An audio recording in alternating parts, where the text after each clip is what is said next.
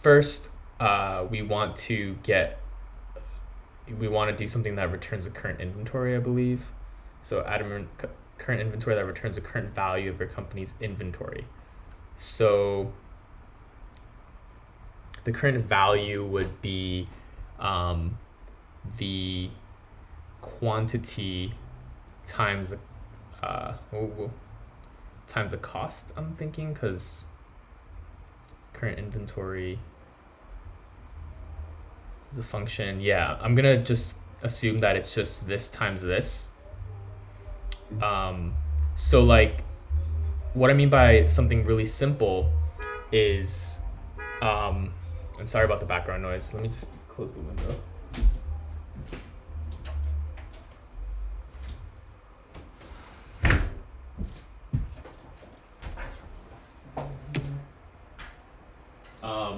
What I mean by simple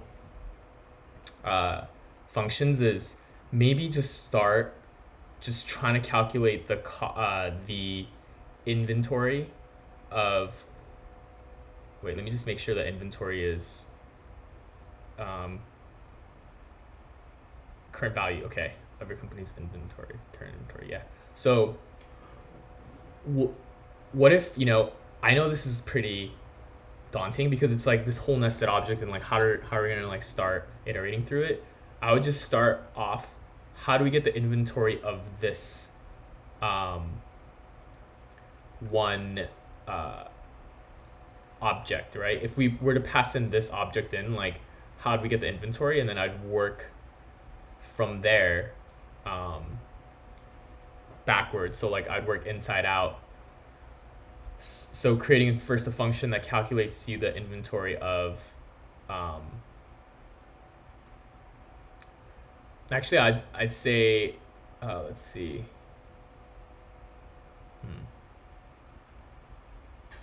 Current inventory to your object returns value of the current inventory.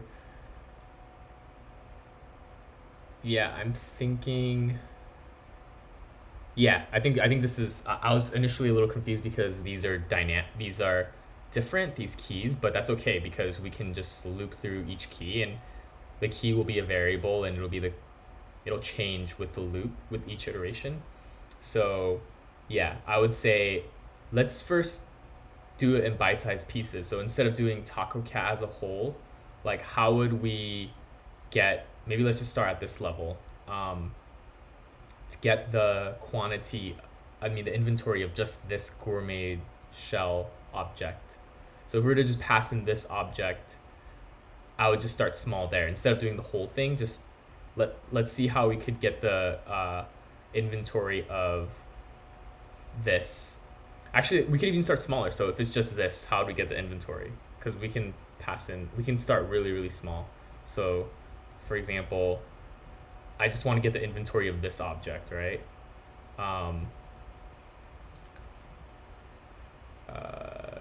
Get inventory of cost quantity object. Does anybody want to help me out here and suggest the way I could get the inventory for just this one object that's passed in?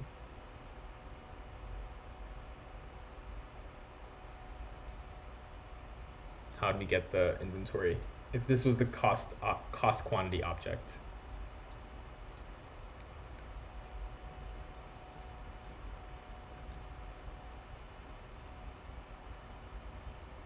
Any takers?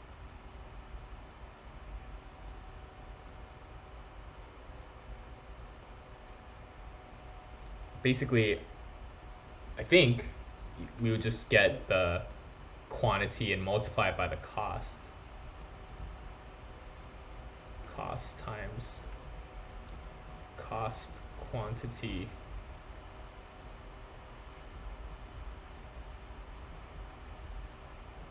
times dot quantity. So that's my function. I'm starting real simple. Like I think that's a good thing to take. You put an N. What was that? You put an N. Oh, good catch. Yeah, I think the main thing to take from this is like just start simple. Like just try to get the easiest part of the problem, and then you write a function for it, and then use that function later on and work your way out to more complex. So how did you know that we had to multiply in order to get the inventory? Because I didn't get that when I tried it. So I just wanted to know. How did I know to multiply instead of add? Huh? Was the question? No, so how did you know we had to multiply the cost by the quantity in order to get the inventory? Oh, I'm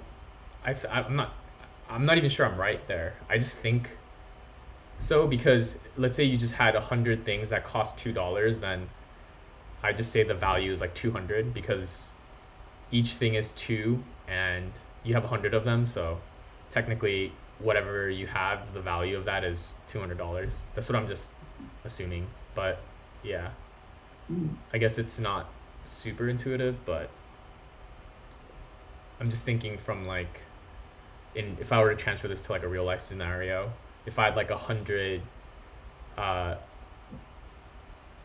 fidget spinners and each one was $2, I could sell it for $2, then value is 200.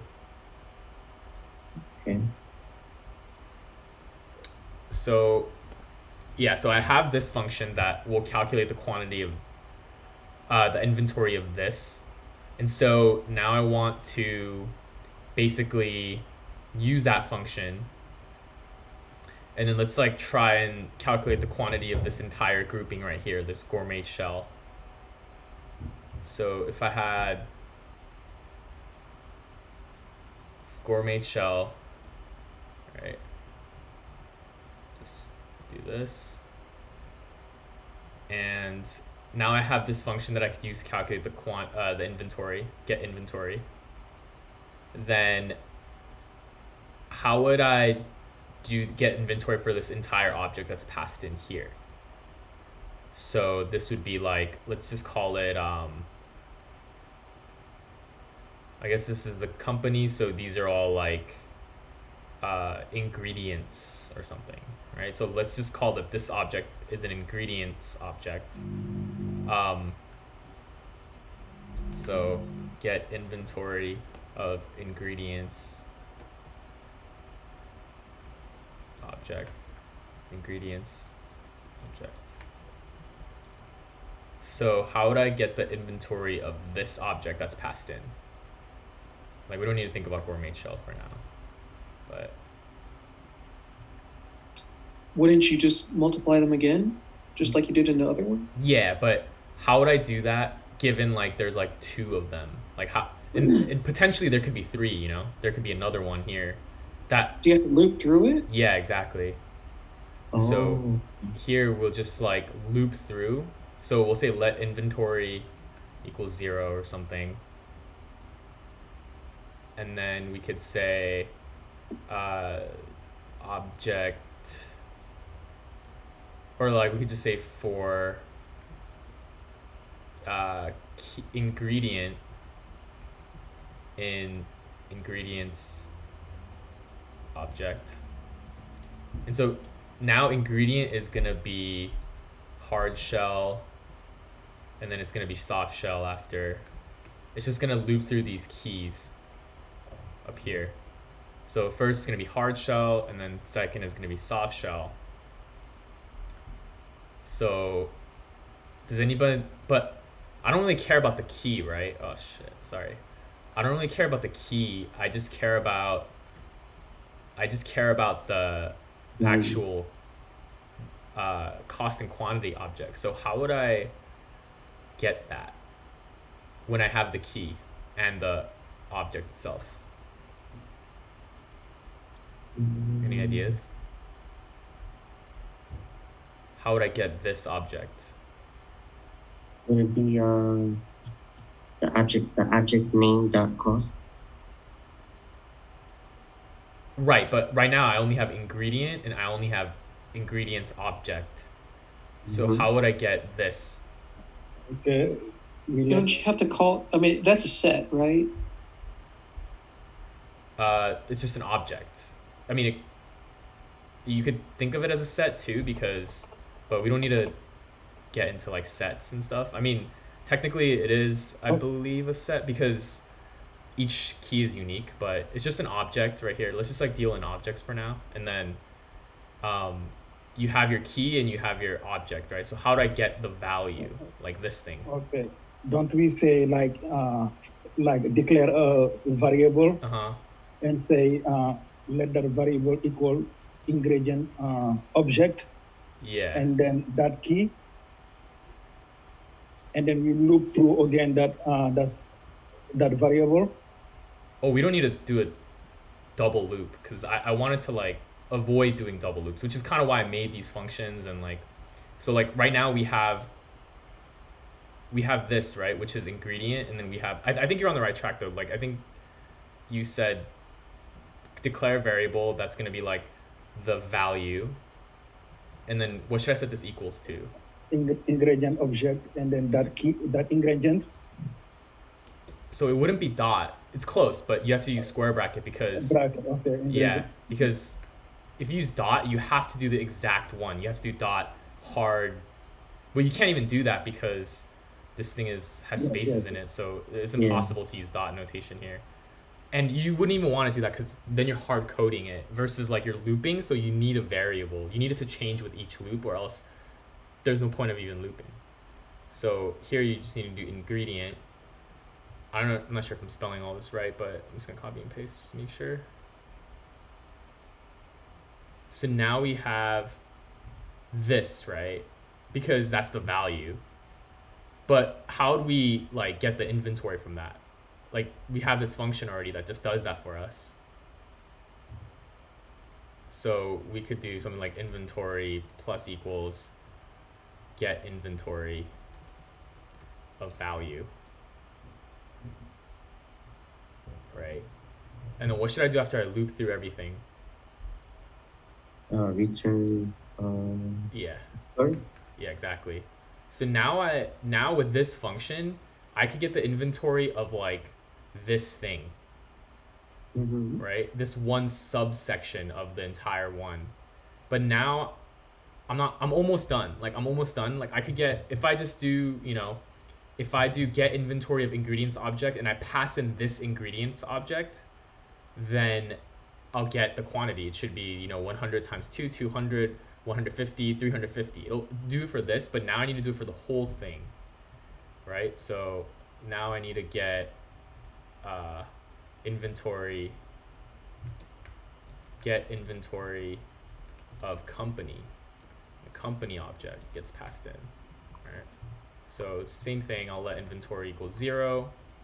And now I just basically need to loop through the company and then do the same thing that I did up here, but like use this function instead to get the actual inventory of that subsection of the company, as opposed to like, I mean, I could have done this many different ways. I could have just started from the top and then done like double for loops, but I thought it would get a little confusing. So I think a good approach is to just start from the really simple thing, like how do I get the inventory of this object, and then work a little further using that. How could I get the inventory of this object, and then work one more layer out and say, using that function, how could I get the inventory of this whole thing? You could do it the other way too, like, but I would get confused. I feel like if I started coding, I think biting off that big object like that, like I would get mixed up. Like I don't know which key, where am I in, which layer am I in, like I don't know. So I would say do the simple thing and then start from the simplest function and then work your way up. And a good thing about simple functions is easier to debug. If your function's breaking and you know which function is breaking, like it's way easier to figure out a bug in like a 5-line function than like a 20-line function or like a 25-line function. So I would always highly recommend like using multiple functions and make the functions really dumb. Like make it, even though it seems trivially, it's doing something that, why am I even creating a function for it? You might as well, because at least you're giving all this gibberish a name, right? That actually makes sense, versus like if someone sees all this gibberish, like they're not gonna want to take the time to figure out what's going on. Like just let them know like what it's doing or here, give it a name. So now we're doing get inventory of company, and then so what should we do here? If we're gonna get inventory, now we're passing this entire outer object. How should I start this? Any volunteers? It's really similar to this one up here.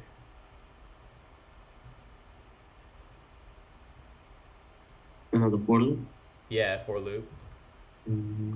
And then we could just call it like subsection, we could call it division. Yeah, it's like a division of the company. For division of or in company object. Right. What should I do next? So I have this key now, and I have this entire object, the outer object.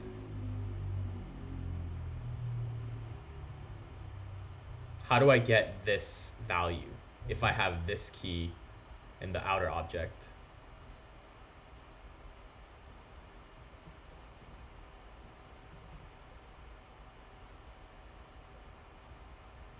Anybody want to guess what goes in line 51?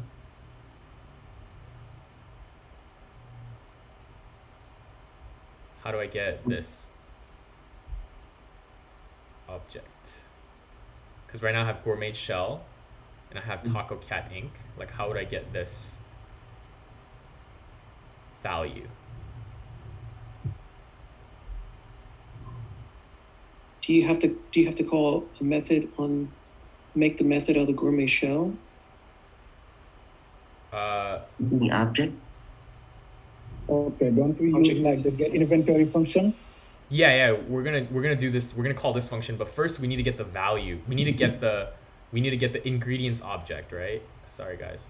We need to get the ingredients object. So how do we get the ingredients object? The parameter that we're gonna pass into this second function. In here. Like, we have division and we have company object. How do we get the value of the division key? Company object bracket division. Yeah. So now that is basically our ingredients object, right? Mhm. Because that's this thing. And so now we already know how to get the inventory of that thing. Like, how would we get the inventory of that thing? If we have our ingredients object, right? So value that ingredient object. Or we already have the ingredients object, because that is, I know it's confusing, but that is this thing. We just pulled it because we have this key and we have this outer object. So if we do outer object square bracket this key, then we have this object already. We have the value of it. So what should I do now? I have the object that I need to get the inventory for. Wait, does company object sit somewhere else in this? Company code? object is just this thing, this entire object. It's just a name that I'm giving it, like company object. It could be whatever. Or I guess now I'm actually solving the actual problem. So, oh yeah, company object is it's this thing, taco cat ink. But how does it know? How do we know that it's referring to that if it's the first instance of I'm just writing the code? Yeah, I'm just writing functions right now, and I'll like figure out the rules of, I know it's telling you to like put it on the object, so I'll do that in a second. Right now, I'm just gonna assume that I have this.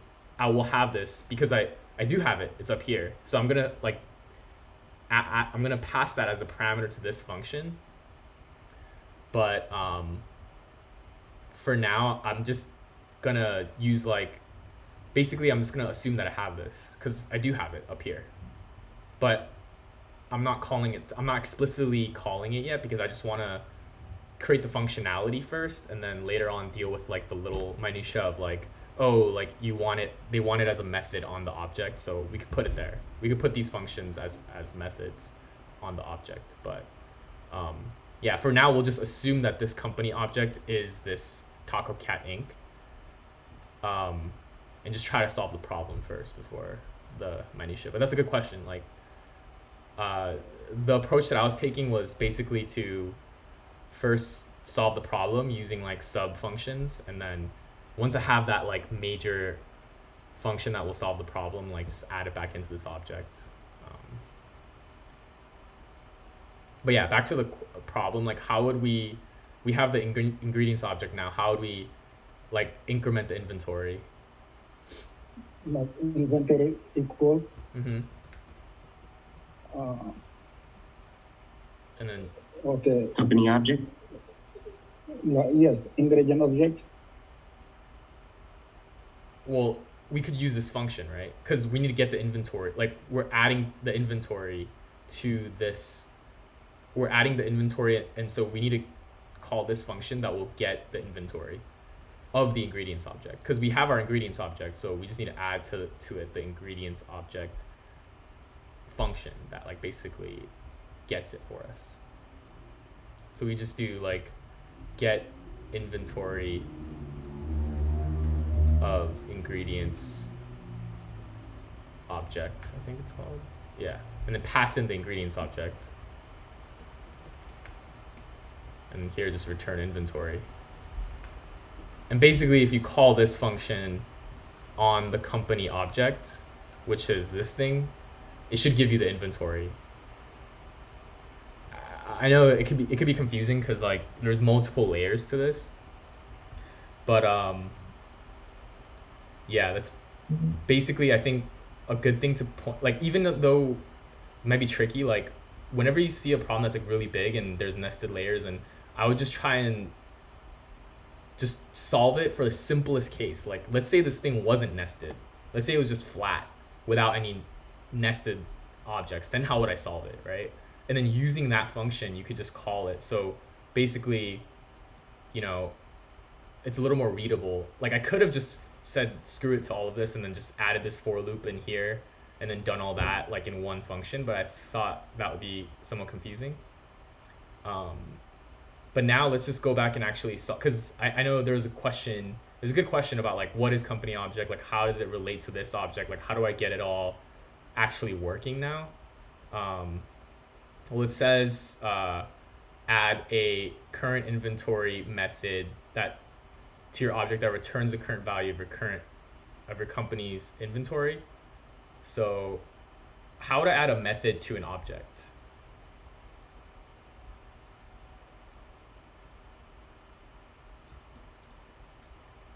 That's when you do the dot notation. Yeah, you could do that. That's a good idea. So we could do taco cat inc dot what do they want us to call it? Current inventory equals, and then basically you can just, all right, because this one's a little weird because it's referring to itself. So I guess you could just, it's a function that will just, I mean, you could just call this function on itself, like get inventory of company.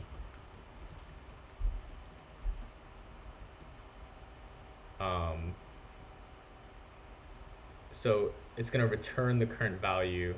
So yeah, I guess here we need to actually make a wrapper function that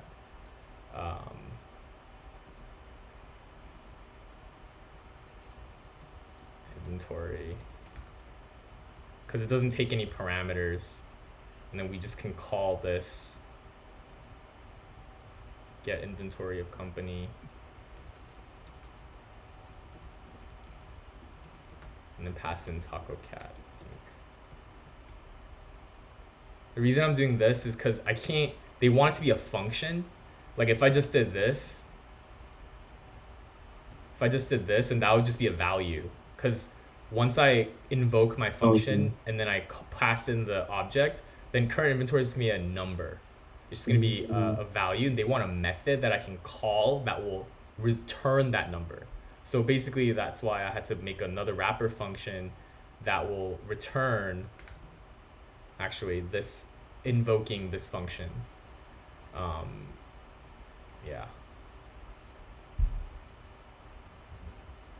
Hopefully this works for the current inventory. Yeah, it looks like it does.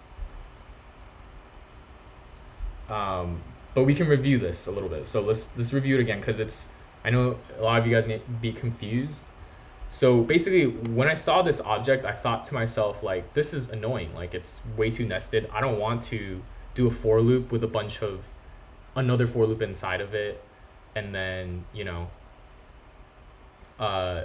figure out all the variables and what they all mean, and I'm nested deeply in, so I don't know which key. Like, I would be confused, and I would start coding this, and then I would probably get it wrong, and then have to debug, put a bunch of console logs. I mean, that's not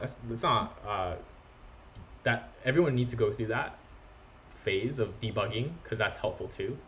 But my initial thought was, okay, like, I need to get the inventory. Like, let's just first make a function, because eventually I'm gonna need to make a function that gets the inventory given this object, because that's what it eventually is going to boil down to. So at the simplest case, like, how would I get the inventory for something like this? Well, I'll just, you know, assume that I'm getting passed in this object, do that object dot cost times that object times quantity, and that's my get inventory function. So I have the ability to get inventory for this object, right? The smallest case, single case. How would I get the inventory for this object now? So then that's my get inventory of ingredients object function, where basically I loop through each key, get the value of that key, and then I could just call the get inventory function, because this function is built to take in only this value. So then I just pass that in, and then I get my inventory, and then I, you know, aggregate it to zero, from zero, and that will give me the inventory of this small subsection of the business. So I'm getting closer now, like building from the ground up.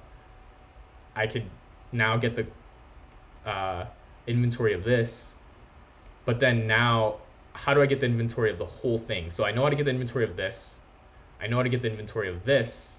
Now how do I get the inventory of everything? Well, if I know how to get the inventory of this, then all I need is a for loop that goes through all my keys. So this key, and this key. And then I need it to get me the values of those keys. And then I just pass that value into the function that already gets me the inventory, like the sub inventory, the small component of inventory.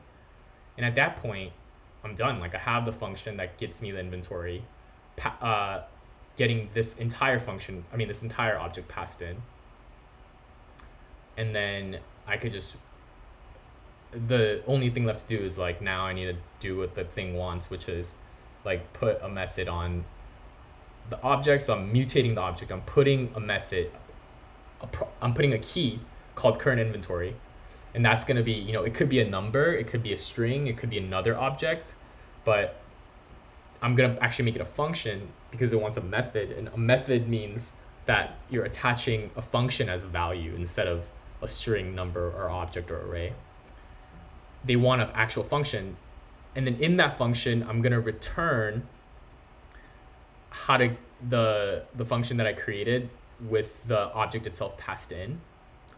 And again, the reason I can't just attach this is because once I invoke a function,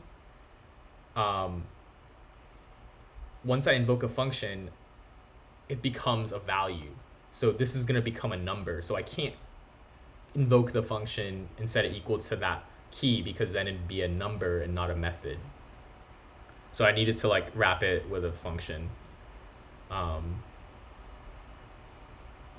But technically what I could have done is, like, instead of writing the function here, I could have just called that function get inventory of company, and then just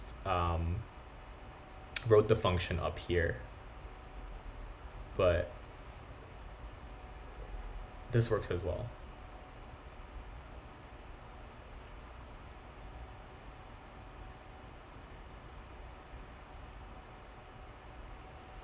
So yeah, it's pretty much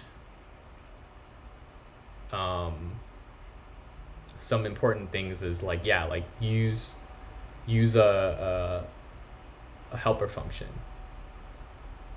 because it's way more clear to say, okay, so for each division in the company object, I'm going to get the ingredients object, and I'm going to add to the inventory the function that gets the inventory of the ingredients object. So it all like makes sense.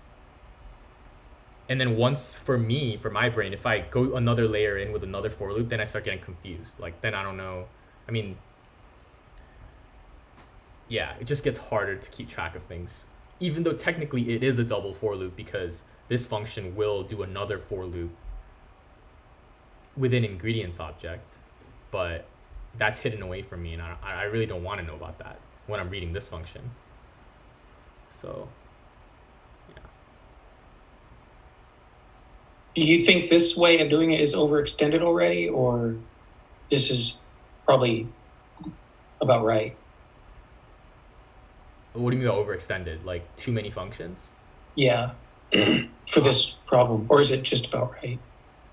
I think the simpler you can make something, the better it is. Like, I don't want to look at a function that has like a lot of, like, that's just more cognitive load on my brain. So I just want to look at a function that does very little. And yeah, I think, once you start reading other people's code, this habit will be very useful, because they'll be like, yeah, this guy writes clear code. Like, I can understand what it's doing. Like, it's just a bunch of English, just a bunch of functions. Like, again, with the whole like bake cookies, he just wrote bake cookies, and then he wrote, get baking sheet, get butter, combine ingredients, put in oven, as opposed to like exposing all of the complexities of each function in one giant function. Like, I mean, you could do that, it's fine. Like, I mean, if you're really, really smart, you could, look at it and understand what's going on. For me, I just have a normal brain, so it just helps me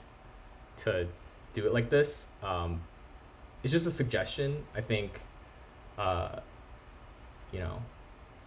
for me to explain it too, if I were to do it in one giant function, like yesterday when I was trying to solve that slice function, I figured if it was slice or index of or something, when I was trying to implement that, and I was just trying to do it, like, I got lost because, it's too many variables going on. So I would say, if you can handle doing that, then by all means. But again, writing code is like, unless you're working at a startup that is just you, other people are gonna have to read it, other people are gonna have to understand it, and like, it'll be helpful to use, I mean, it's established good practice to use like really simple and dumb functions if possible.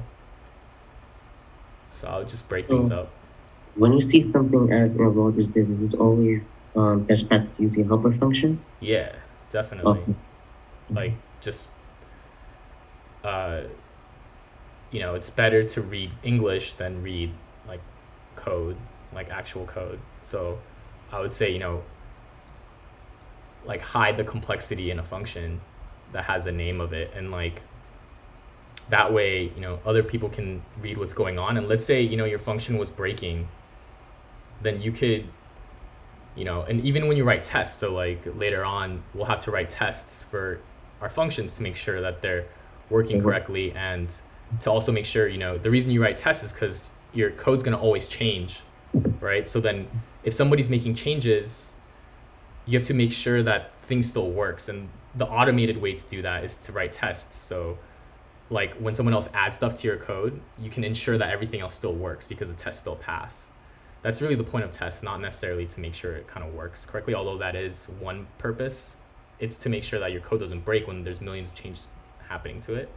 So it's way easier to test a function like this, in my opinion, than testing a large function, because there's just more things that you have to keep track of mentally for that. So yeah, I would always try and break things up into smaller helper functions. Definitely, I'm sure a lot of people would agree that it would just be nicer to do that for the reader too.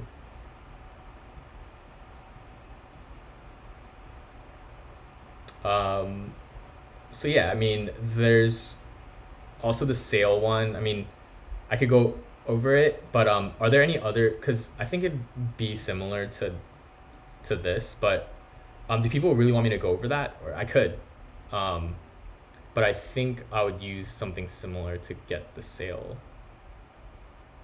Or people want me to go over a different function, a different problem, or are there any other questions on this one?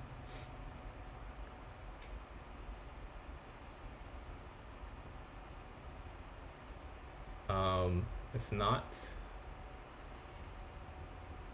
I could just go. I'm leaning towards just going into the lecture unless people have preference of a problem that they want me to go over. So, any of these guys, or the sale function. Do you want me to like keep powering through this one? Can we keep going through it? Yeah. Let's keep going through it then. All right, so sale. What does want sale to do? Then add a sale method that takes an order object and returns the price of the order. Okay, so it's gonna return the price of that. Updates the inventory of the purchase items and adds the price to the company's cash part. Okay, this is gonna do a lot. All right, let's just do one step at a time. So like, it's just gonna return the price of the order first. Let's just handle that in sale. So they're telling us it's gonna look like this.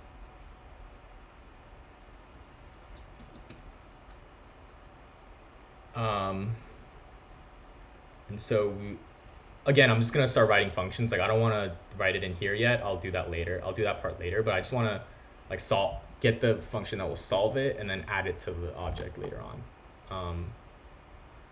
But yeah, the order looks like that, and we want an order function a sale function that takes that order and then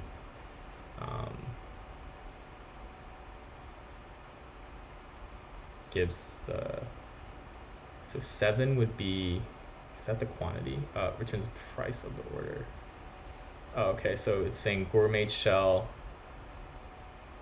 here, and then the price of a hard treat shell. It's gonna be 2. Okay, I see. And then gourmet shell filling. Yeah, so even with this, I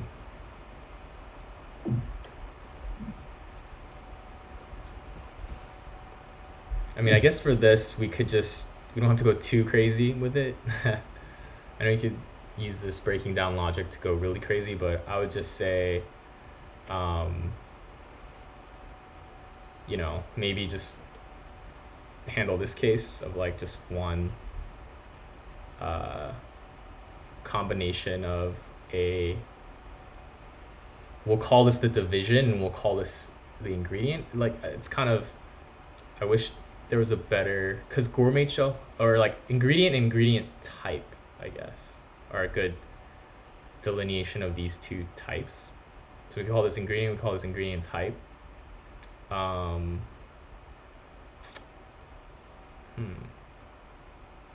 Actually, I do want to make it real simple. So, I mean, let's see, cost.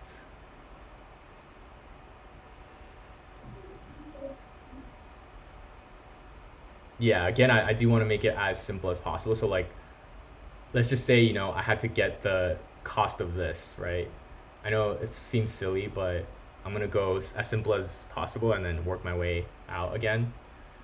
If you guys are annoyed with me, just please bear with me, because I think this is going to be a good habit. Like in the future, maybe in this case, maybe not, but like in the future, if you get into this habit, I assure you that like the code that you write is going to be very clear and people are going to be very happy to work with you and like read your code.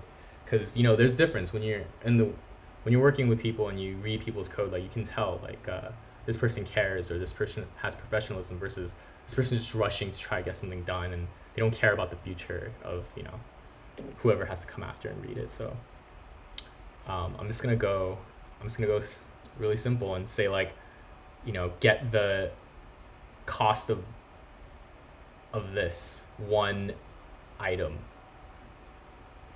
Right, so if we're gonna get passed in that, I guess we can call this the ingredient type object, because this is the ingredient type, and then this is the object that it contains. So get price of ingredient type object, and then ingredient type object. Does anyone want to tell me how I could do that? If I was assuming that I'm passing this object in, like how would I get the cost of that? If this was my ingredient type object.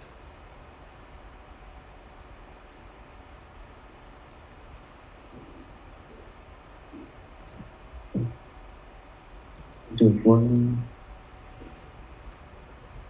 and one just return. Return. You can just return the cost, right? Mm-hmm. Yeah, I know it's silly, but I just want to work my way bottom up. So then now we have the function that will get us the cost given this ingredients type object, and now we need a function that will get us the cost of, I guess, this and let me see. So we're getting the order, and we're getting the ingredient, we're getting the ingredient type. All right, let's just go with it here. So we have get price of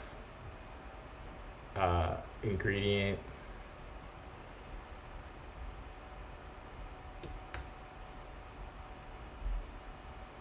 and then we could say there's the ingredient and there's the ingredient type.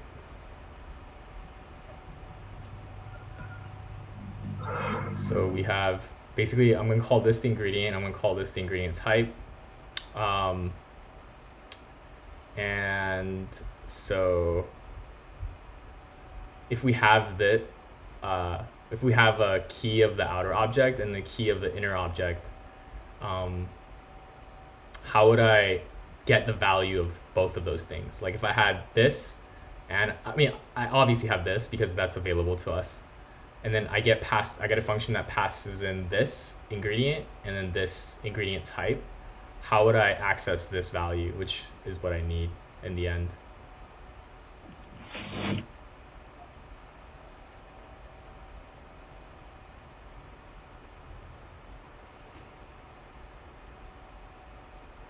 I guess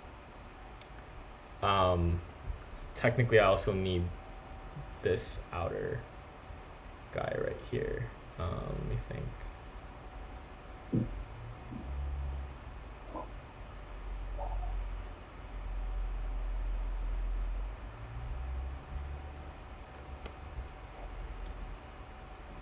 Company. I need the company.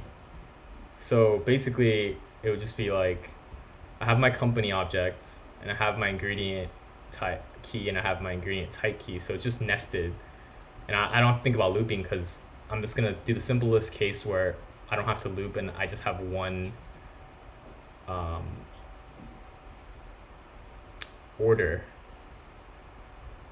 So if I have that, then I could just do return company, ingredient type, and then yeah, dot cost. I guess we'll just forget about this function. Oh, and that would get both. That would change both of the costs of both of those. Yeah, that'll just get the cost of this one thing, and then so now we can use that. We can use this function to get both, because now we just need to do a function that will loop through everything. So yeah, function sale, I think that's what they want it to be called, and then it takes in an order. Object. Yeah, that's an object. Mm-hmm. And basically we want to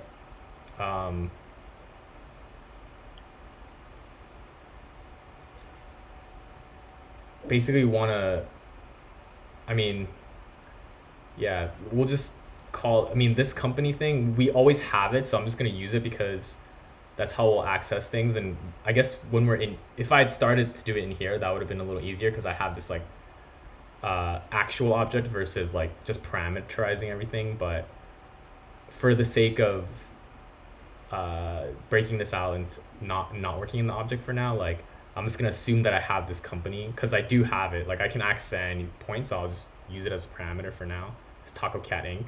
But that's what this company thing represents because I do need that in order to get to the lower levels because I need to start from the largest object and then work my way in this particular case. So if I have this order object now, like now we'll just assume that, you know, we need to solve for the case where there's multiple ingredient and ingredient type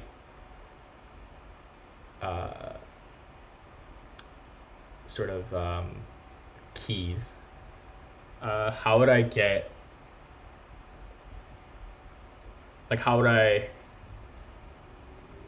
get, you know, the ingredient and the ingredient type in this case? If I have the order here, how would I get this, first of all? Like this part, this side of the equation. Into a company, return company. You said return company? Yeah. Order? Yeah, like let's say this is the order, right? And then now we need to, you know, this function right here, it will return the cost of a single thing. Like if we have an ingredient and a ingredient type, it'll give us the cost of that one thing. Because I do, you know, Taco Cat Inc., which is company, dot gourmet shell, dot hard treat shell, and that's gonna give me this object, and I'm just getting the cost of that one thing. But now I need a loop because the order can be like two. It's not just gonna be one all the time, so it can be like multiple. So how do I get these keys from the order? Can you use a let for key in order Yeah, exactly. or for let key? I'll just call it ingredient because for use in this function too. We'll just call this ingredient. I mean, it could be anything you want, but I'll just call it ingredient for now. But yeah, for the ingredient in order, right? So now I have ingredient. Like, how do I get the ingredient type?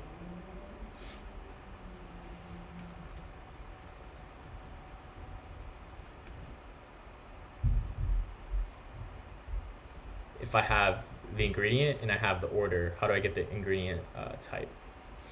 Also, company order. Close. We don't need a company yet, because I just want this, and I'm just gonna assume that this is the object. Yeah. Ingredient.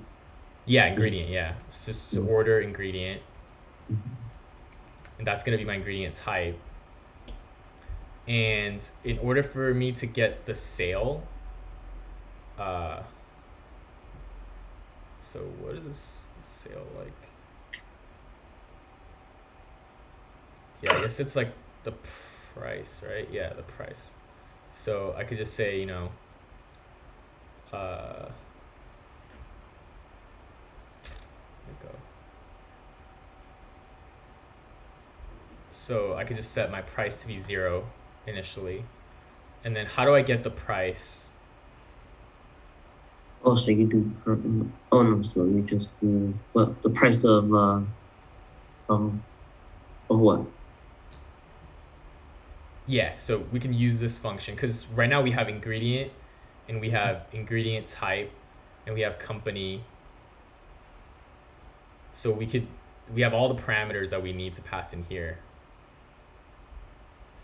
So I'm just gonna add that price plus equals get price of ingredient and pass in company ingredient type. And this is probably named, it should probably be like get price of ingredient and ingredient type, like the combination of the two, but just for shortness sake I'll just add that, and then here I'll just return price.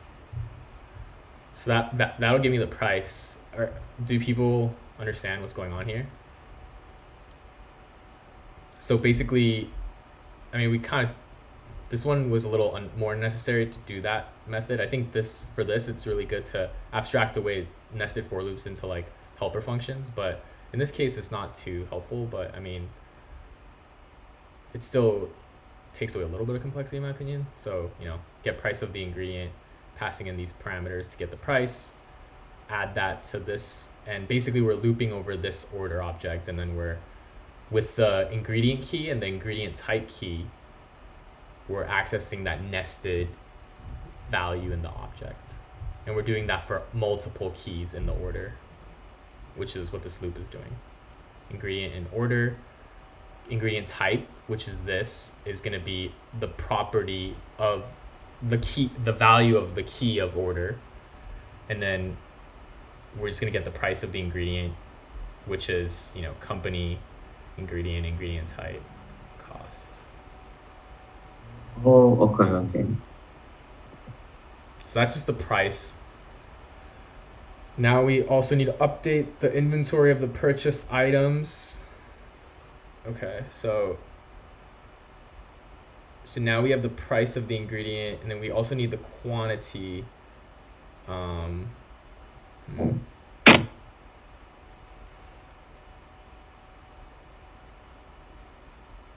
So yeah, here I can just say get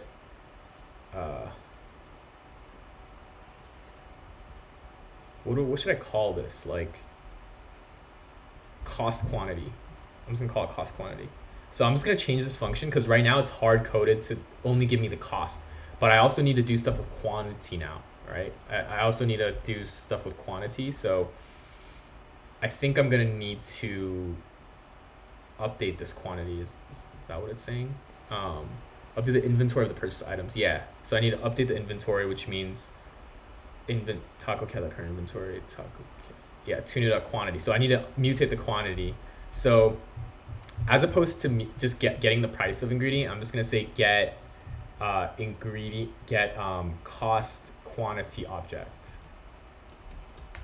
and this is gonna return me this. So now I could just say price is so I could just say let cost quantity object equals, and then just get the entire thing, company, ingredient type, and then my price will be cost quantity object dot, what should it be here? If I want to edit the price, like what property of this cost quantity object should I be accessing?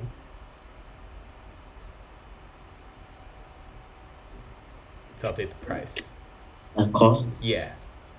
And so now the flexibility, now I have this object, so I could do whatever I want to the quantity too. So if I update the cost, what should I do to the quantity at that point if it's being sold? You gotta decrease it? Say that one more time? Sorry, I didn't catch that. Yeah, so you have to decrease the quantity? Yeah. Decrease the quantity. So like we could just do quantity like minus or something. Minus. Okay. Yeah.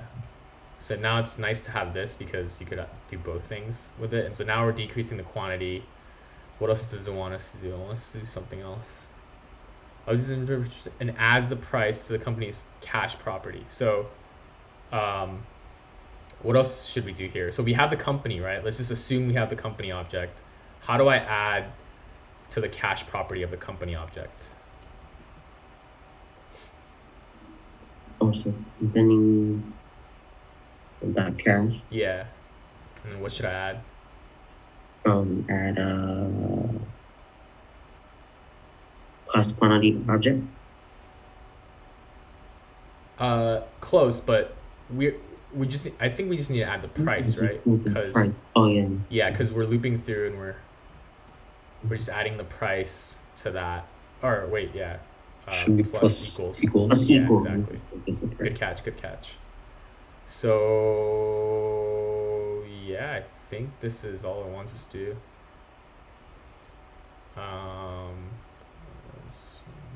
Add the price of the order as the company's cash property. Yeah, so we're adding the price to the cash. We're decreasing the quantity by 1 because each ingredient is 1 order. Like each of these is just 1 order, so we just decrement the quantity by 1, and then we're adding it to the price of the whole thing. So technically we could just do this too. At the end of everything, we just add the price, or we could add the individual price at each point. But I'll just save all the work for the end because that's less things. So yeah, company.cash. We're gonna increase the cash of the company by the price of the entire order. So now at this point we could just add that here too. So like we could just say Taco Cat Company, Taco Cat Inc. dot sale equals, and then it's gonna be a method, right? So I can't just use this function. So how would I make this a method instead of, a function? Like I can't call this function, right? Because if I call it, then it'll give me the price, and it's not a method that I can call. So equal function. Mm-hmm. Okay. These are like a parameter. Which parameter should I add to No, this? we don't. I think On the cost. I think price. I think we need a order, Oh yeah, order. and then this could just return sale of, and then it's Taco Cat Inc. Is that what it's called? Yeah. That's the company. And then the order is just the order. It's passed in from the top, so do this. And let's see how it goes. Cool.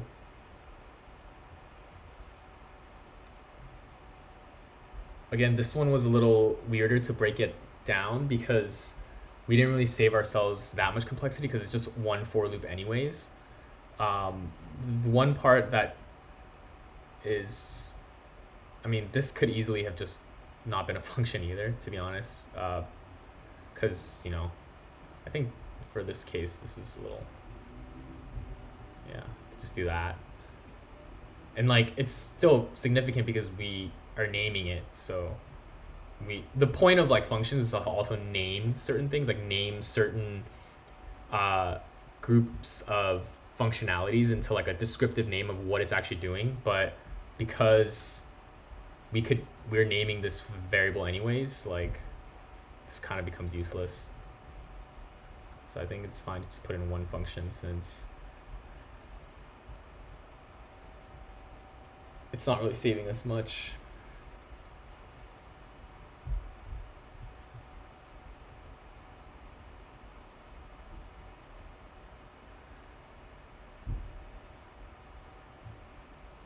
Are there any questions about this problem? This is a hard question. Again, like in an interview, no one would expect you to go so in depth into this. Something that is this nested and has this many layers. But I guess some important things are, when you're looping through something to get the value of, so when you're looping through this outer object and you do for let key in object, so for let ingredient in Taco Cat Inc., you're getting the ingredient is going to be this key. And so if you want this nested value, you just have to do Taco Cat Inc. square bracket ingredient, which is this. The reason I'm calling it ingredient, not gourmet shell, is because we're not hard coding it to gourmet shell. It's going to be ingredient, and it's going to change as you iterate, so that you can do gourmet fish filling and gourmet veggie and gourmet seasoning. So yeah, this pattern of let key in object, and then this is the key value, is always going to be, the object square bracket the key, and that's going to give you the value. So that's the nested object. Now, if you want to go one level deeper and find, do the same thing for this object, then you say for let ingredient type, which is going to be this key, in this object, right? Do the same thing, object square bracket ingredient type, and that's going to give you this object. And that's kind of like the final step here, because once you get that object, you can just do exactly, you don't need to iterate anymore, because you could just do dot cost or dot quantity, and that'll give you exactly the raw number that you need.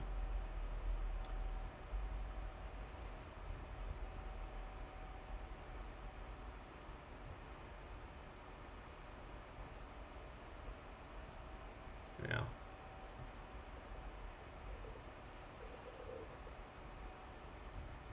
Are there any questions?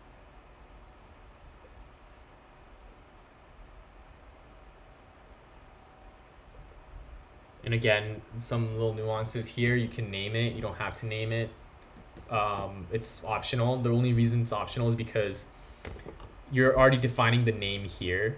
When you do dot sale, right, you're defining a name for it already, so you can make it anonymous, meaning it has no name, because it does have a name, which is here. You're defining it here, so you don't need to put a name here. You could if you wanted to, but it's not really fully necessary. And right now you can't, because I have a function sale already defined here, so you need to call it like sale wrapper or something. But it's redundant again, because you're naming it here, and this is what it's always going to be called by. So you're always going to be calling taco cat inc dot sale some order, right? So you don't really need this to have a name, because this already has a name, and you're always going to, that's the only way you can call that function. So that's why it doesn't need a name. That's one small thing to pick up on. Another small thing to pick up on is, like, people may be confused, like, could I use sale even though I use sale here? Like, and the answer is yes, because this sale is confined to this inner object, right? So this object has its own, like, sale, for example, that's, whatever. And you could still use this outer sale, because this sale is defined within this object, so it has its own namespace. So you could also use sale out here, because the only way to access this sale is doing taco cat inc dot sale. So yeah, if you're gonna put stuff within objects, you can use the same names outside of that object, or within a nested object you could also use the same name. Objects are a way to prevent polluting the global scope with names, so you can repeat variable names as long as you're putting them within an object or within the scope of a local function. Like, we went over scope before, and if you define a function outer, and then you say let outer stuff equals this, and then you define another function that's like inner, and you say let inner stuff, or let outer stuff equals not blank, right? Like, this still works, because you're creating your own scope, and so within this scope everything is going to point at this. Now if you remove this and you use outer stuff, you just accessed it, then you would be accessing the outer one, because the inner one will always look out. But if you declare outer stuff within the inner scope, then you can use that, and it'll whenever you're in the inner, it'll always refer to this. Whenever you're in the outer function, it'll always refer to this, because it checks the thing that's closest to it. And if it finds something, then it'll use that. So same with functions, same with objects. You can use the same name as long as they're in a different scope completely. If they're in the same scope, then you can't use the same name. So you can't do something like this, and you can't do something like, this. Like, you can't define the same stuff within it, but because this sale is on this object, I can access this sale and it could be the same name basically. Because one of them is in the global scope, which is out here, and one of them is confined to the scope of the object that's holding it.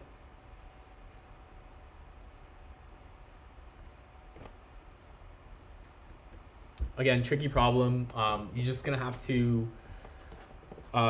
practice it and just get used to it. Just get used to iterating through objects and getting the keys and using the key and the object to combine them to get the value. Just something that will come with time. So I would recommend, if this was confusing, try it again on your own. Look at the solutions, go at it step by step. If this is confusing, just try, flattening this out, like flatten it out. And the cool thing about nested objects is that whatever you do in one layer, you can do the exact same thing in the second layer and it work the exact same way, which is the reason why, these functions look so similar. Like, get inventory of ingredients object, get inventory of company. It looks exactly the same because once you are able to solve it for one layer, you can just use that same logic for the second layer. And so if this is giving you trouble, I would recommend just like flattening this out and just pretending like it's this or something. Just trying to work with this level, or even forget about this outer level and just work with this one level. Like, just do everything for this one thing, right?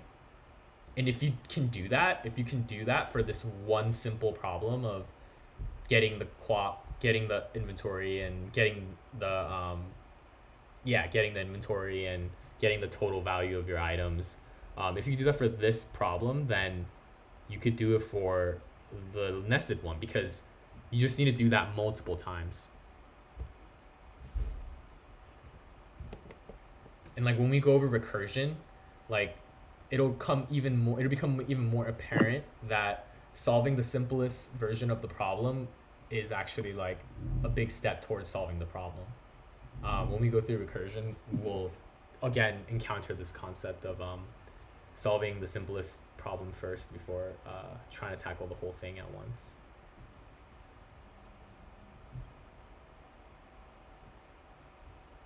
Any questions?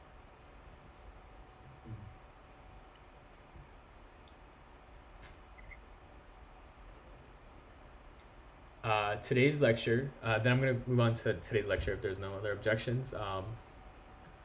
Today's lecture is pretty confusing, and so I'd say definitely try to pay attention, ask questions. If something seems silly, just ask it. It's fine. This is a bit of a tricky concept to internalize, but once you internalize it,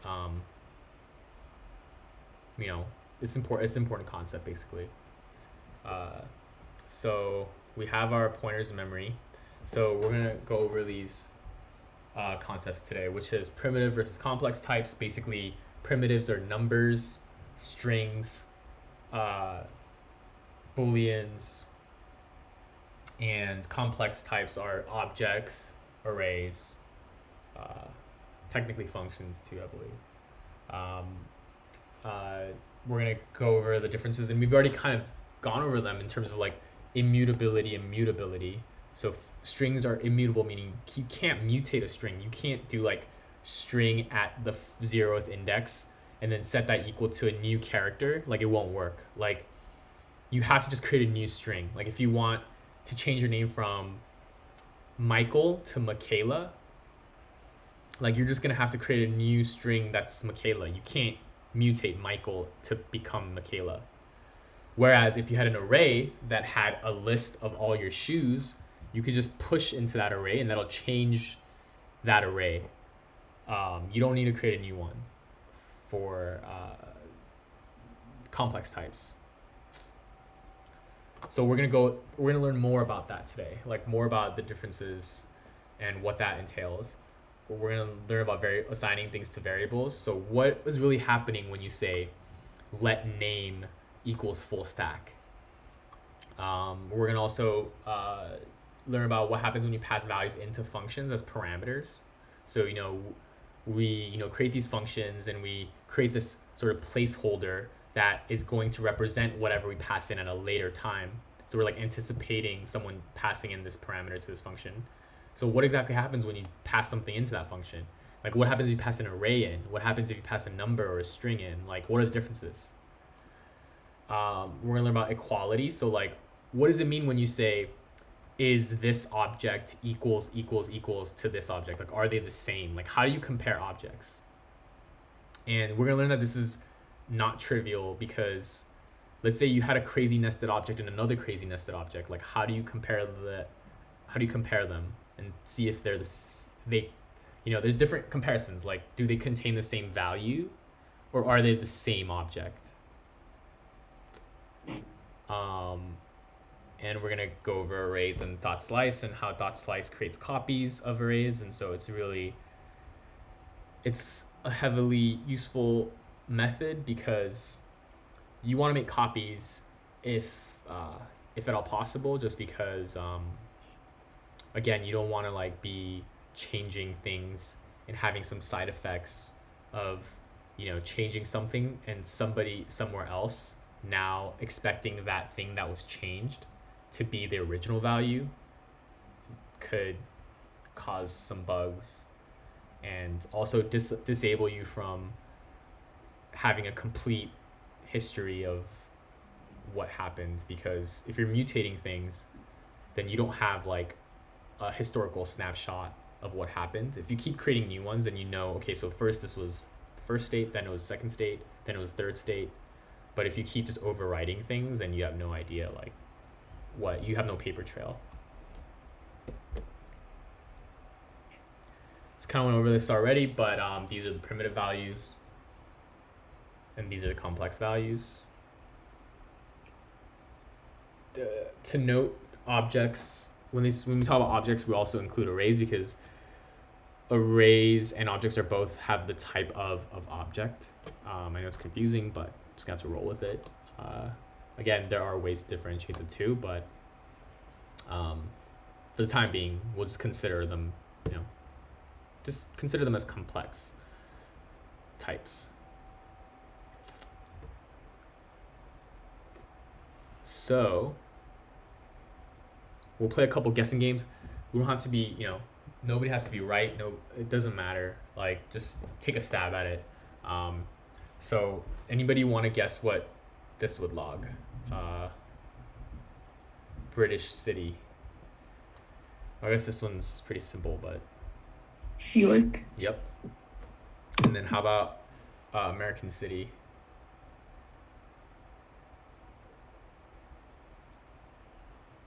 New York. Mm-hmm. Cool. This is just expected behavior. I guess what is... Yeah, I mean, I guess there's nothing... Oh, yeah. So if we logged British city after, it would still be York. But we'll get into this more later on. Arrays are complex values. So anybody want to take a stab at what British city would log in this case?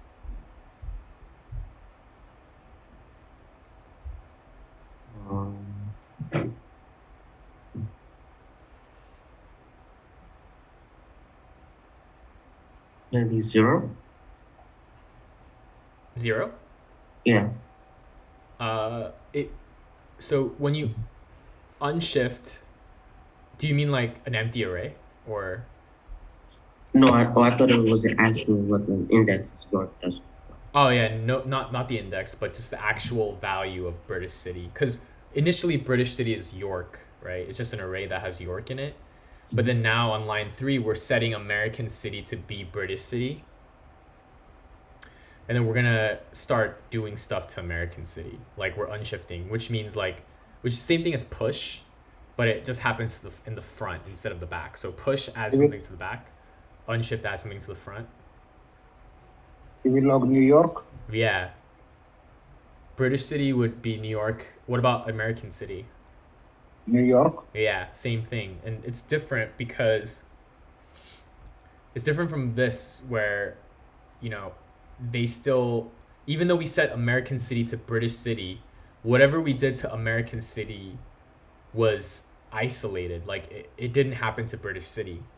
British City maintained its own identity, even though we set it equal to American City.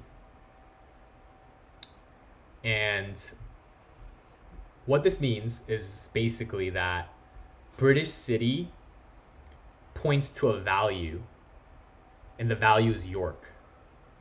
American City points to a value, and that value is when we set it equal to British City, it becomes that value of York, not British City the variable, but the value of British City, which is York. So that's why they're both unique, is that essentially they're pointing at the value, not the reference, because a reference is basically an intermediary that points at the value. But we'll get in. I know this is gonna be confusing, but there'll be better diagrams and stuff later on, I think, in the slides. So primitives are, when you set them to equal to each other, they take the value, not the actual variable. Whereas here, when you set British City to equal York, and then you set American City to equal British City, then American City and British City become the same thing. Like, they both point at York, the value. They're both the same reference now to the value York. So whatever you do to American City is going to happen to British City, and vice versa, because they're both the same thing. Like, you've essentially it's like they became the same person versus like twins, which is in the other case, where when you set primitive values equal to each other, it becomes like twins, where they look the same, but if you throw water at one twin, he's gonna be wet, but the other twin's gonna be still dry. Like, they're not the same person. But if you do variable assignments with with complex values, then they're like the same person, where not only do they have the same value, but they're the same person. So when you do something to one, it happens to the other because they're just joined.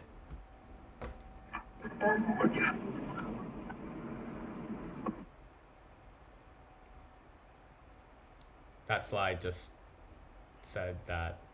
I skipped through it, but what am I doing? We'll figure out the mechanism for why these primitive values and complex values behave differently by the end of the lecture. Okay, so when you assign a primitive value to a variable, the variable stores a copy of that value.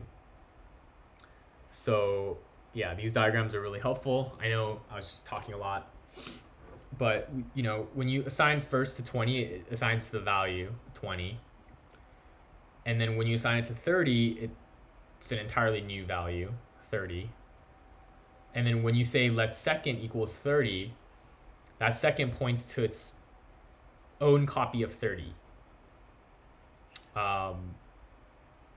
It has no relation or connection with the first 30. They're just different values that happen to, or the different, basically they're the same value, but they have their own identity. So if you do second equals 30, it stores its own copy of 30. Now when you do something to second, it doesn't have any effect on the first because they're copies, basically. So if you took a copy machine and you copied a resume, and then you just marked up the first resume, it's not going to affect the second resume because they're copies of each other. They have their own identity. They happen to have the same stuff because you use the copy machine to copy the resume, and so they have the same text, but when you mark one up, it won't affect the other one. So for primitive values, it's always the case where they store copies, right? And so we can console log first and second. Does anyone want to take a stab at this? Highly encourage participation. Wrong answer is fine. Just take a stab at 30 and 31. Yeah, perfect. Like when I hear that, I think like, yeah, you guys are getting it. So for this lecture, I think participation is especially important because there's gonna be a lot of like trivia type stuff. So yeah, 30, 31. Again, they point at their own copy of that value. They can be the same value. So 30 and 30 are the same. They're equal to each other value-wise, but they are copies of each other when we're dealing with primitive types. So now let's get a little trickier.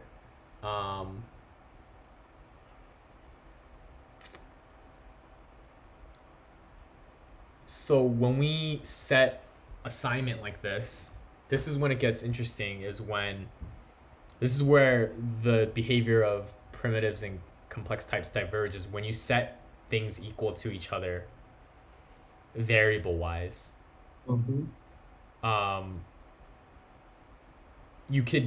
It's like making a copy in a copy machine essentially for primitive values. So the whole copy machine analogy, when you set second equal to first, it copies the value of first into second, but they maintain their own identity. So anybody want to take a stab at what these will log? 2021. Yep. Because again, primitive values, even if you set them equal to each other variable wise, they're actually pointing at copies of the value, not the same value, the same like place in memory that stores that value. They're not pointing at the same place in memory that stores that same value. They're pointing at different places in memory that stores potentially the same value.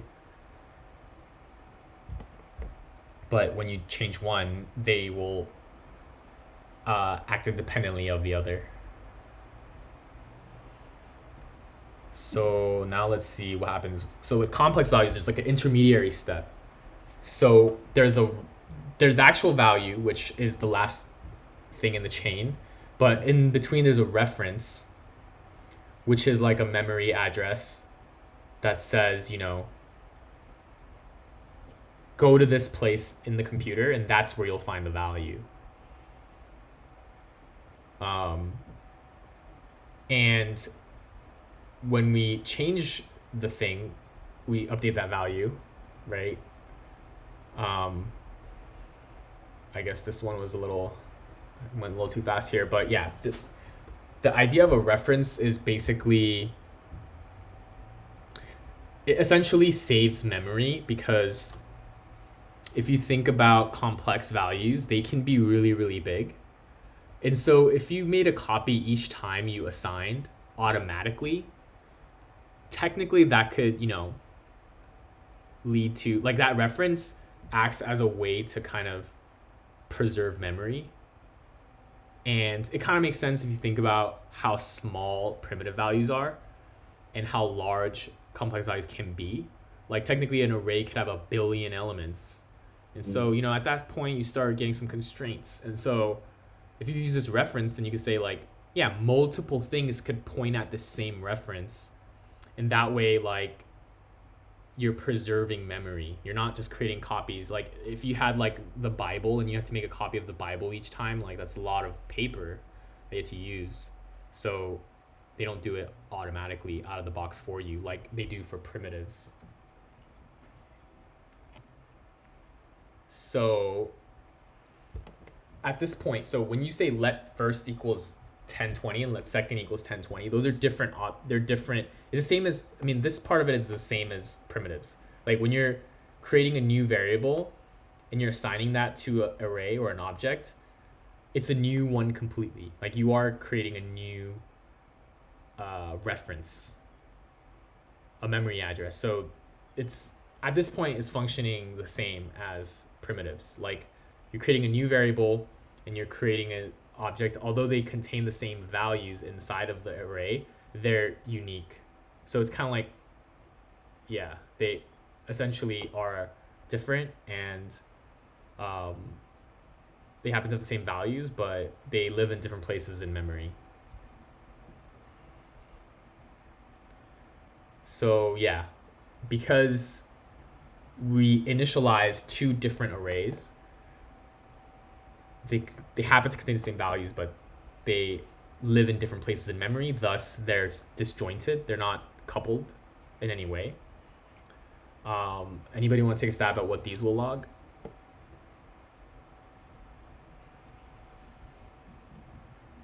So 1020 and then 1020 30. Yeah, nice.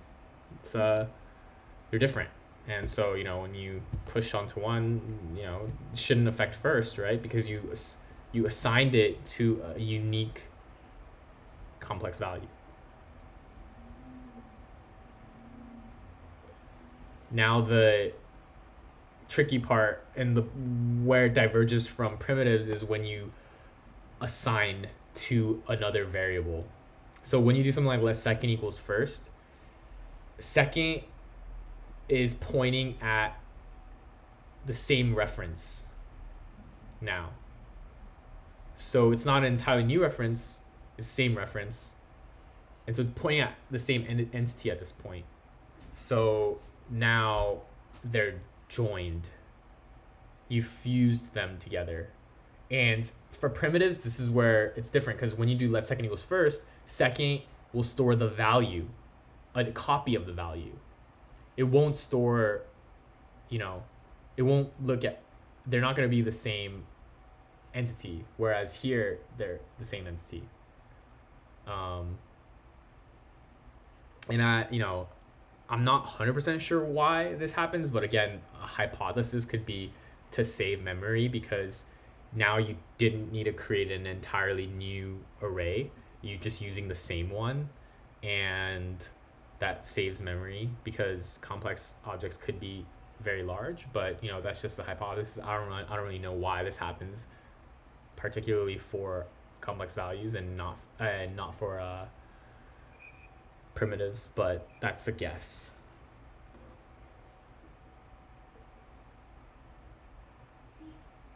So anybody want to take a stab at these? First and second, what they would log? Ready? What was that? 10, 20, 30. Yeah. Perfect. They're the same thing. Okay. And so the great thing about slice is that it creates an entirely new array. So it basically, primitives do you can think of primitives as doing this out of the box. So it just happens for primitives. But for complex, you can achieve the same functionality, but you have to do it yourself. So you have to tell the machine, like, this is a new copy. I want to copy it. Dot slice is basically a copy machine that copies the values of first and creates an entirely separate reference and an entirely separate place in memory. So it is a copy machine, essentially. Anybody want to take a stab at these? What these would log?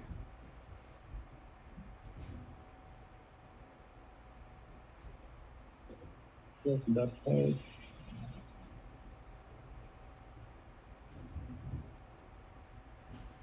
10. 10, 20, 30. No, 10, 20. So first would be 1020, yeah. Yeah. And what about second? Second will be 10, 20. 10, 20, 30. Yeah, 10, 20, 30. They're different because you sliced, and slice makes a copy of the array.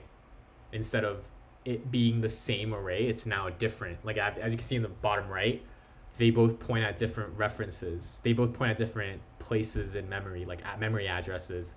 And those different memory addresses initially point at the same value, but they're different. And so when you mutate one of them, nothing will happen to the other one because you've created a copy instead of joining them together.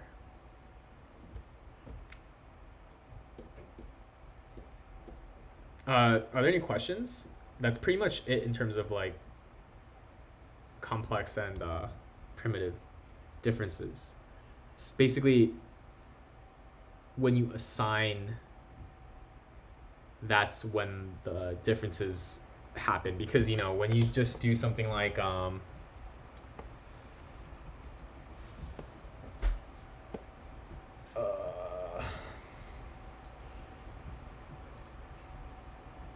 when you just do something like let, you know, num of sweaters equals 2, and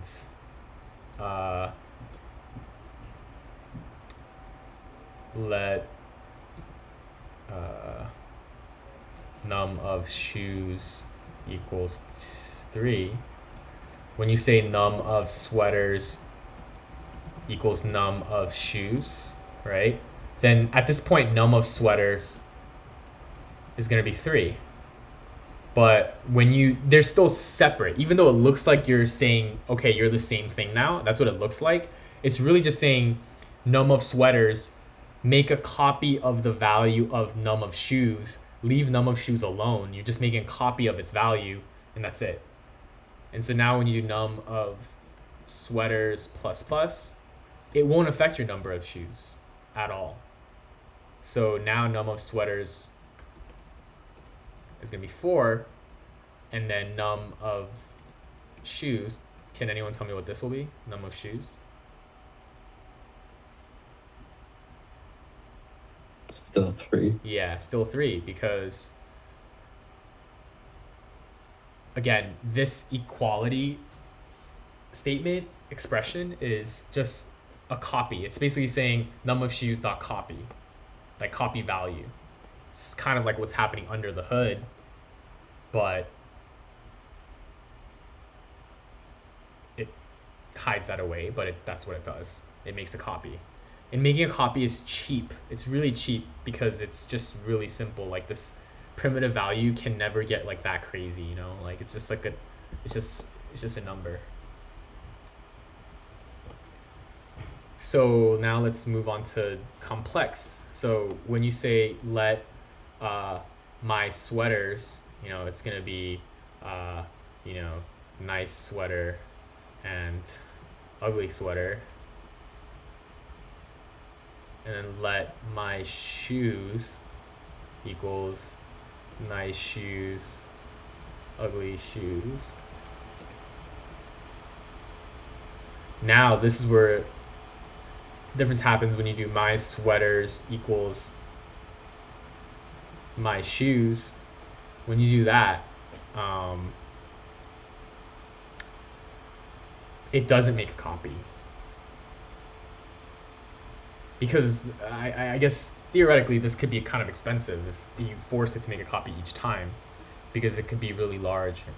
It could be nested, you know what I mean? It could be like really heavily nested and things like that. So it just says, okay, when you do this, they're the same thing now. They're literally pointing at the same thing. They are fused together. They're joined at the hip. When you do something to one of them, you're doing something to the other one. So now you can do like my sweaters dot my shoes dot push tennis shoes. What would my sweaters be in this case? Nice sweater, ugly sweater, tennis shoes. Close. Nice shoes, ugly shoes, tennis shoes. Yeah. Hmm. Damn. I don't know what's up with this, but I'll just console this out. Nice shoes, ugly shoes, tennis shoes. Because when you did this, it basically points my sweaters at this same thing.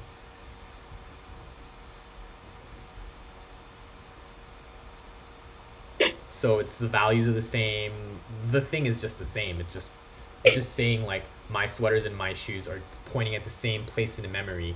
Whatever you do to one of them, they go from twins, or like, yeah, I guess it'd be more like, I guess this would be a better example.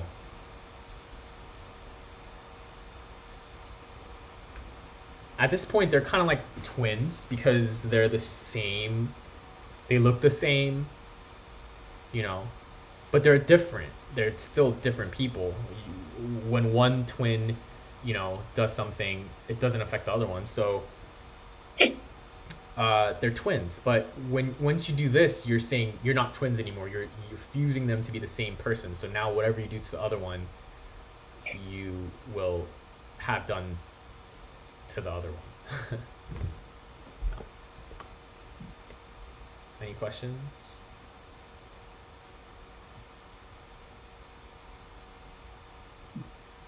If not, let's move on to parameters. Now, when we talk about parameters,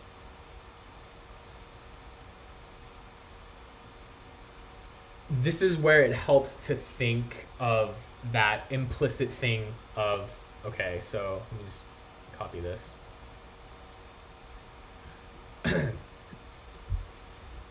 So what happens when we do this is basically we're saying let num equals, or here, the adds 20 my num, right? That's how we call it. So what's not happening that we can't see is we're saying let num equals my num. But we're not seeing that happen because it's just implied in this parameter signature that, yes, we're declaring a new variable called num within the body of this function, localized and encapsulated only within the constraints of this function. And we're setting it equal to, well, initially it's nothing, right? Initially it looks like this. Adds 20, you know, no one called it, so there's no, it's just doing let num. Doesn't assign it to anything because nobody passed a param into the function yet. So let num is just undefined. But as soon as we invoke line 11 and we say adds 20 my num, we're saying let num equals my num. And this isn't clear, but it's implied. So it's not actually, like, you don't actually have to write it, but that's what it's doing. That's what we could say it's doing or consider that it's doing. So that's where this whole pass by reference, pass by value comes into play, because before we were concerned with when these variables were being set equal to each other, right? Like that's when the differences in behavior occurred. So when you're passing something to a parameter, you're essentially running this expression, if that makes sense, because yeah, that's what you're doing. I mean, if you were to pass in something like this, right, then it wouldn't be my num anymore. It would just be let num equals 10. But if you're passing in a variable, then you're doing this. So let's see what this will entail.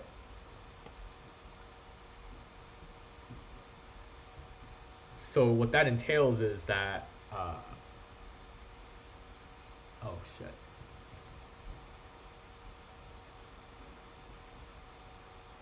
Okay, so does anybody want to guess what these will log?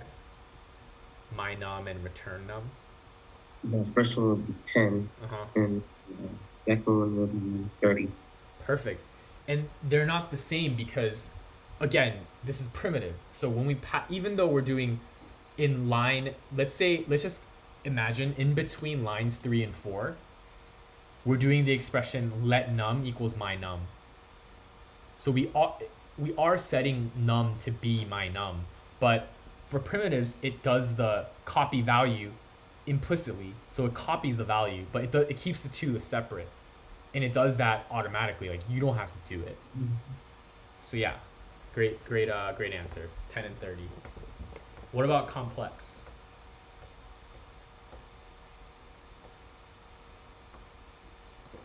What would this log?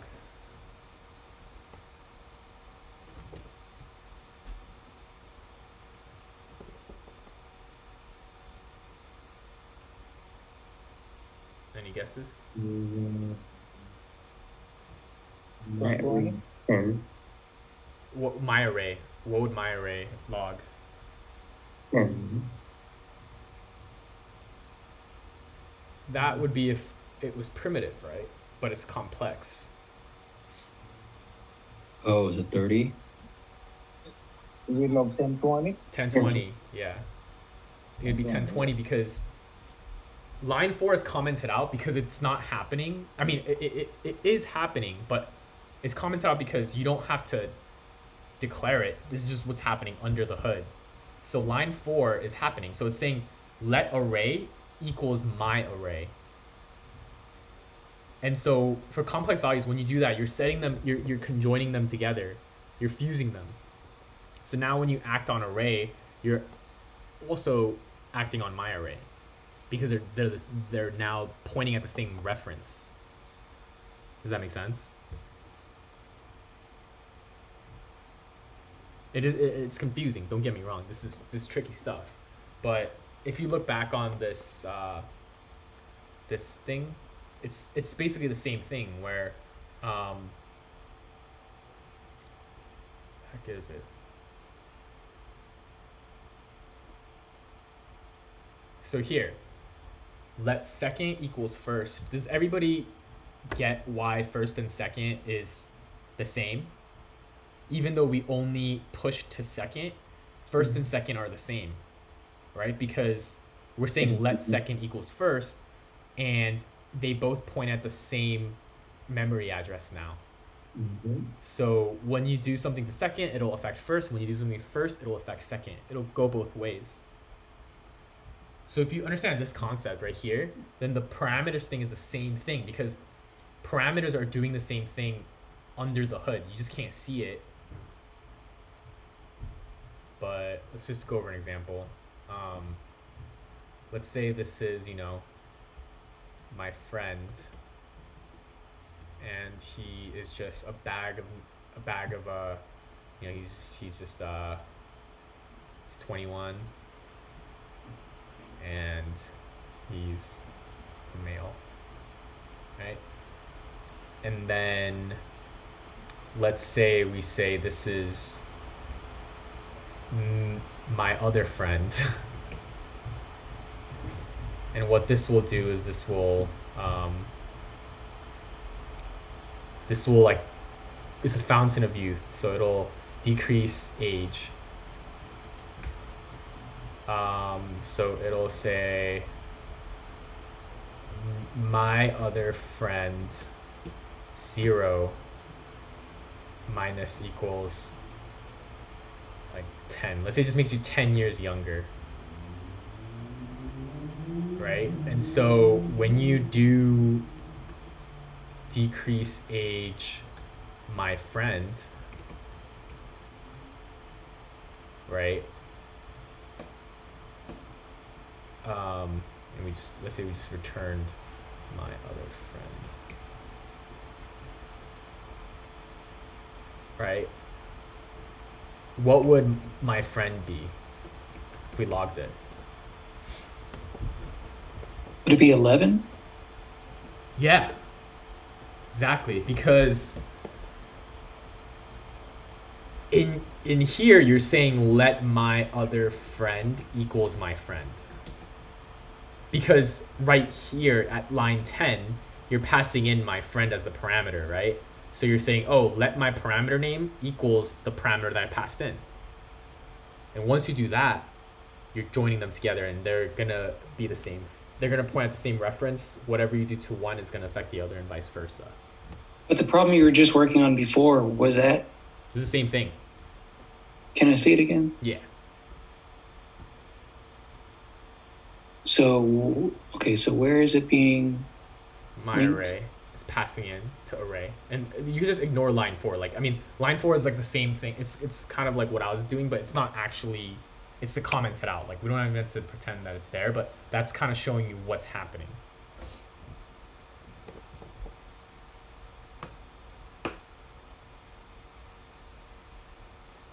It's the exact same thing.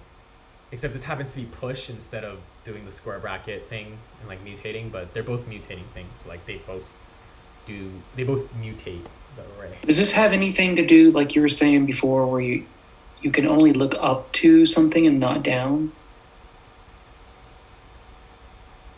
Not necessarily, because that kind of only applies if these were the same name, but they're different. So array, it's called, whatever parameter is in here is just array. So it's not going to be confused. Like it's not going to look for array outside because it already found it and it's here. And if this was my array, then that would be a little bit of a scoping thing where like, yeah, like, and if we didn't have this, like if we erase this, then it would be like, okay, so like we don't have array here, so we're gonna return, we were to erase this too. This is a scoping thing now. Like, oh, it can't find array here, so it'll use this array. Okay. So that's like the scoping thing that I was talking about before. But in this case, it doesn't apply because we're passing array, and so it has value array within the local scope in the closest place in the localized area. It finds array. The only thing that's important here is like pass by reference, meaning when you pass this value, this variable, they become equal to each other. Like this array becomes equal to my array. Okay. So those two variables are now conjoined, meaning whatever you do to one, you're going to be doing to the other.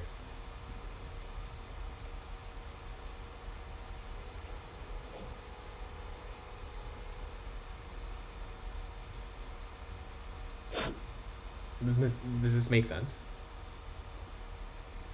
Yeah. So that's the linkage right there, basically. It links. And before this is called, it won't even link because you have to pass something in for it to link.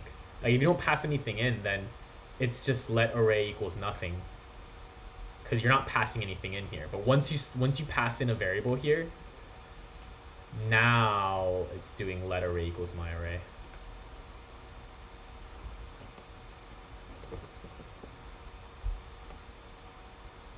So the final concept is equality. So this is already shown right here what the log is, but even though they look the same, when you set them equal to each other, they're not the same because equality for complex variables happens by reference. It'll say, are you pointing at the same reference? It's not going to do it by value. So that's something to keep in mind. Like, if you want to check if two arrays have the same values, right? You have to do that yourself. Or there are like helper methods. Like if you look at like other libraries, there's going to be stuff that tells you how to do that. But you have to either use those methods in those libraries, or you have to literally like iterate through an array and then compare each value to the other array that you're comparing. Like you can't just say, oh, are they equal? And it'll just like tell you if they have the same values. It'll tell you if they're the same array. So like let say that you had a person one, it's like name, age, and then let's say it had like another thing that was like its friends, and it's like Don, Tony, something, right? And it's like a nested array. This is why like it doesn't use the values, because it could be infinitely nested, and it's gonna take like there's no easy way to compare complex values because right,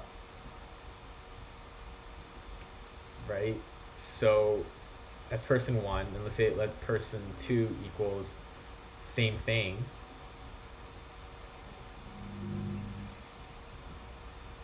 They're not gonna be the same because they're pointing at different places in memory. So this is gonna always be false because these are unique places in memory. They're not the same places in memory. And inequalities check if they're the same for complex types. For primitive types, it's different. But for complex types, it checks if they're the same place in memory. But if you wanted to see if the values were the same, right? It's not that easy because you have to first say, okay, it's easy if it's like one layer deep and you say, oh, Charles, are you equal to Charles? Is this equal to this? But what if there's another nested array? Then you have to go and check all those values nested within. And this could be like, infinitely nested. So you can have like a bunch of different nestings. And so it's not easy. You can't just say like, oh, is this equal to this? And like see if they're the same values, because then it would have to iterate potentially like endlessly to try and figure out, are all the values the same? So it won't do that for you out of the box. You have to do that yourself or figure out, use a library to do it. But again, this will be false because for complex, it checks, are you the same thing? Like, are you pointing at the same place in memory? It doesn't care about the values.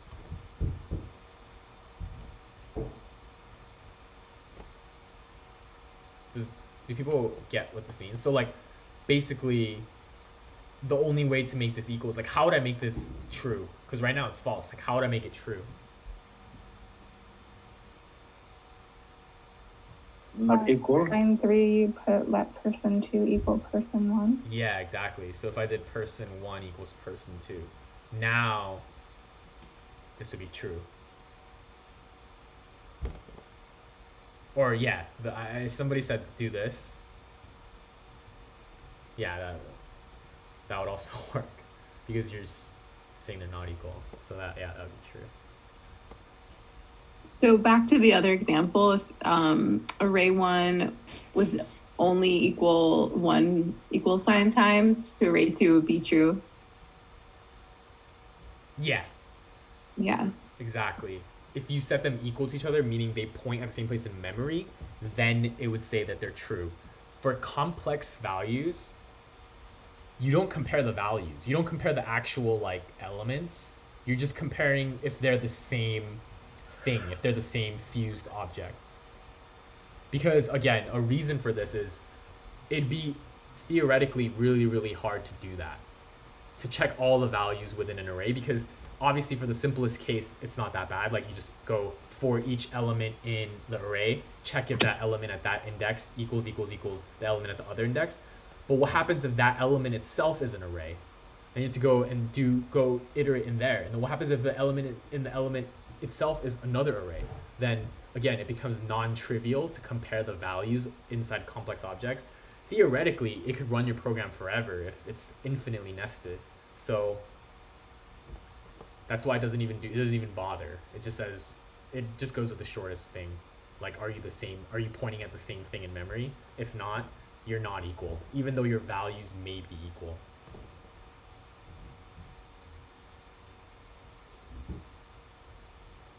Great questions. Keep them coming. So yeah, but this is only for complex.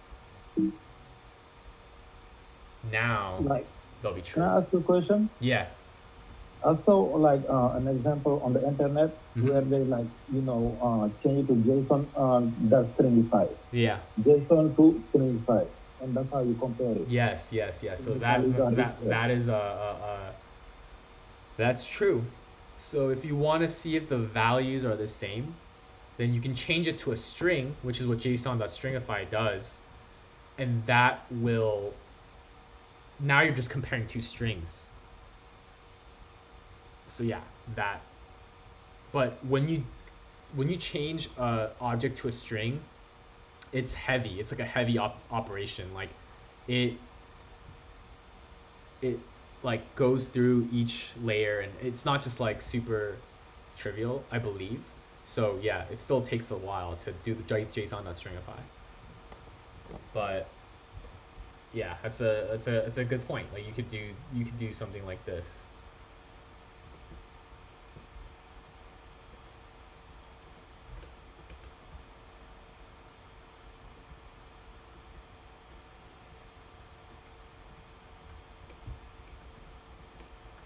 this will be true.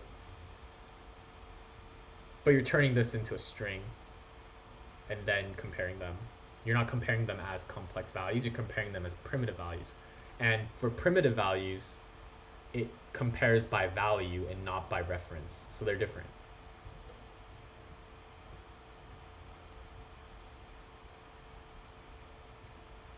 So yes, what's there? Yeah, so array.slice, it creates a copy of the array. So yeah, this is false because array 2 is a copy of array 1. So that's why they're different. You can't say they're equal because if the slice wasn't there, this would be true. But since the slice is there, it's false because they have unique identities.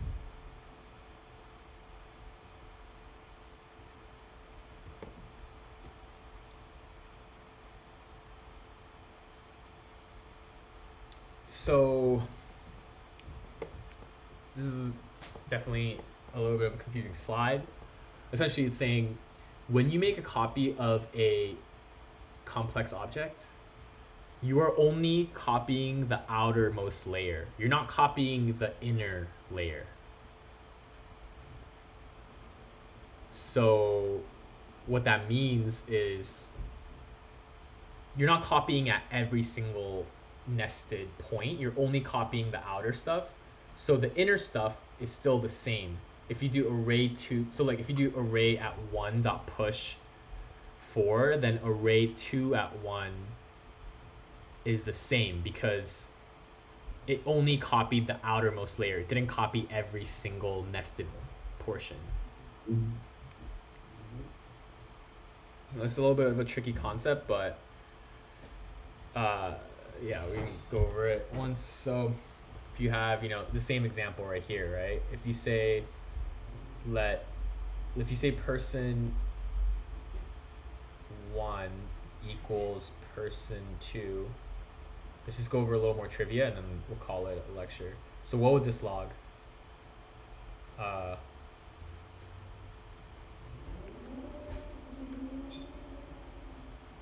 Any guesses what this will log?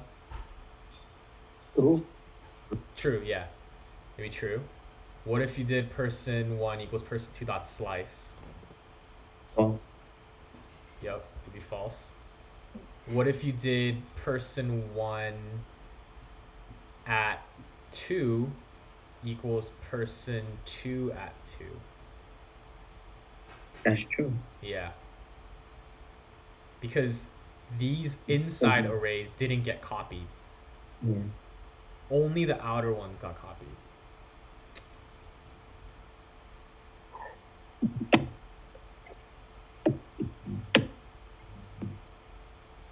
All right, that's pretty much the lecture.